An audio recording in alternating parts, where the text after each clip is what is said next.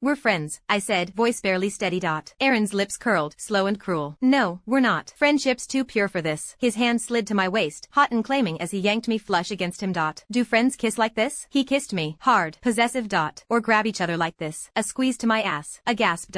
Or think filthy little thoughts. His breath burned against my ear, touched themselves to it. My cheeks flamed. My body betrayed me.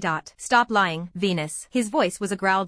I feel it, every time I'm near you. I whispered, but you don't even like me. His smile was pure sin. I don't have to like you to fuck you. Then the offer. Let's get it out of our system. No lies. No strings. Just truth. He grabbed my chin, eyes lit with hunger.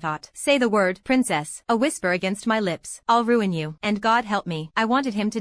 Aaron Sinclair needs a bride to claim his inheritance. Venus Astor needs a miracle to save her dying mother. What begins as a cold contract marriage spirals into a dangerous game of buried trauma, stolen identities, and forbidden attachment. He's ruthless, closed off, and refuses to love. She's resilient, lost, and refuses to stay unloved.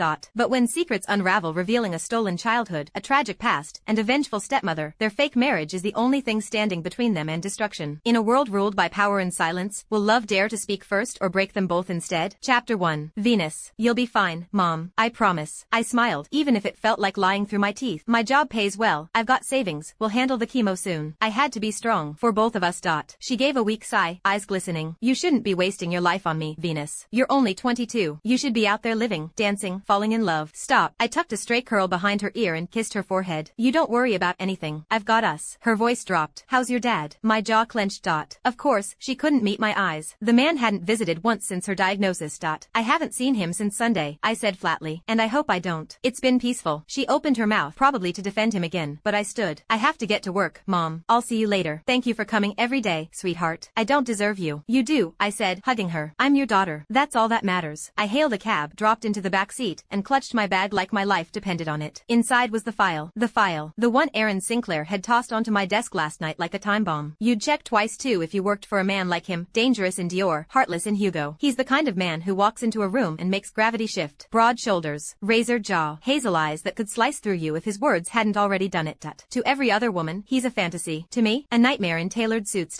2 months working under him, and I swear he gets off on making my life miserable. Impossible deadlines, inhuman workload, cold stares that could freeze hell itself, and yet he hasn't fired me, because no matter how much he wants to break me, I always deliver. Why not quit, you ask? Because I can't. I was a waitress before this, barely surviving. This job is the reason my mother has a bed in a hospital and not a floor in a rundown clinic. I have a degree, yes, but the world doesn't pay in potential, it pays in cold, hard results. The cab pulled up in front of the towering steel and glass building I now called hell. I paid, got out, and took a deep breath. Showtime. The second I stepped into my office, just a thin wall away from Mr. Sinclair's, the intercom rang. My office. Now. No greeting, just that voice. Sharp, clipped, cold. God, give me strength, I muttered and walked to his door. Knock. Come in. I entered and stood straighter than usual. Good morning, Mr. Sinclair. You called for me? He didn't look up right away. When he did, those hazel eyes locked on mine like a sniper's target. Sit, he said, irritation laced in every syllable. I sat. The silence stretched, long enough to make me fidget. Then, marry me. I blinked. My brain stalled. What? Don't make me repeat myself, he said smoothly, like he hadn't just shattered reality. And just like that, my nightmare said he wanted to make it legal. Chapter 2. Venus. Marry me. My brain short-circuited. What? I blinked, pushing up my oversized glasses, scratched, crooked, and clinging to life like my sanity. His eyes tracked the motion, brimming with disdain. Typical. You heard me, he replied coolly, like he'd just asked for a meeting reschedule, not proposed marriage to the woman he's treated like corporate lint for 2 months straight. God, I loathe this man. What? Is this some new psychological warfare tactic? I folded my arms. Because the emotional labor you've inflicted isn't quite enough? Marry me and I? No, my voice cut through the tension like a blade. Sharp, final. He blinked. Just once, but I saw it. Surprise. As if the idea of being turned down had never occurred to him. No, he echoed, mildly offended.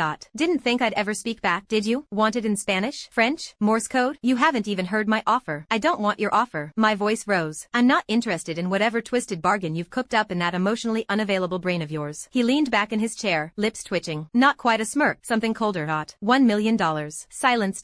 My heart stuttered. He's crazy. I was genuinely concerned now. Did he hit his head or something? $1 million? I asked, incredulous. You think throwing money at me will fix the months you've spent micromanaging me into oblivion? You've treated me like disposable help. Now suddenly I'm bride material? You'll have time to consider, he said evenly. Calm, measured, calculating, like he hadn't just upended my world. I scoffed and slammed a folder on his desk. Here's the report you asked for. And no, I'm not for sale. You're not the devil in disguise, Sinclair. You are the disguise. Then I walked out.